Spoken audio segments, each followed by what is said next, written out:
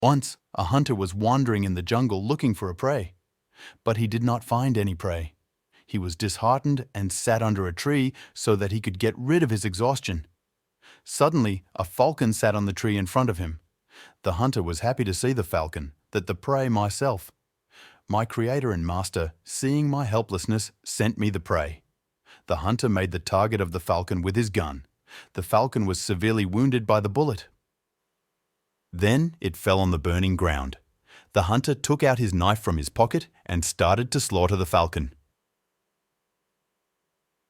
Oh man, I know that Allah has created everything in the world for man. The world has been made for this purpose. But oppression, crossing one's limits and wasting money, has been forbidden. If man loves the path of rebellion, he cannot escape the grip of Allah. He will be punished for disobeying his Creator. He was shocked to hear what Falcon said. Falcon then said, "I have 4 children who are a few days old. Now it is my duty to feed and water these children. If you kill me, then my children will die of hunger and thirst. Who will feed them? In this way, your oppressor will be killed." Is this not oppression, O hunter? These days are to lay the eggs of the chicks. These days you should not hunt.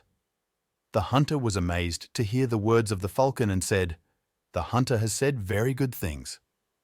Wait, I will give you a medicine and give you a grain of water.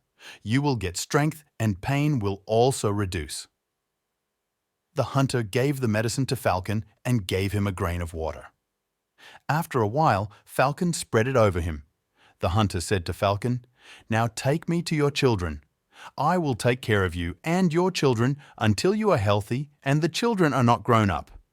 Because I have wounded you, it is my duty to take care of you." The pain of the wound on the forehead has reduced. The strength has also come from the food. The forehead started to flutter on his own. She would fly a little and then sit down. The hunter kept walking with her. Finally, Falcon reached the place of her nest. She sat under this tree and started looking up. The hunter understood that this tree is Falcon's nest. He climbed the tree. Indeed, there were 4 small children. He picked up the children and came down.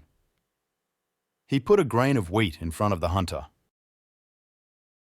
The hunter started feeding his children. When they were full, they started talking happily. The hunter brought the mother and children to his house. He took care of them until the hunter became completely healthy and the children grew up and started flying. The hunter saw this and said to Falcon, "You saved me from being oppressed. Thank you. Now you and your children can go wherever you want. O Falcon, I will spread your message far and wide so that people know that when it is time to lay eggs for the birds, do not kill them. Otherwise, their generation will slowly end. Thank you."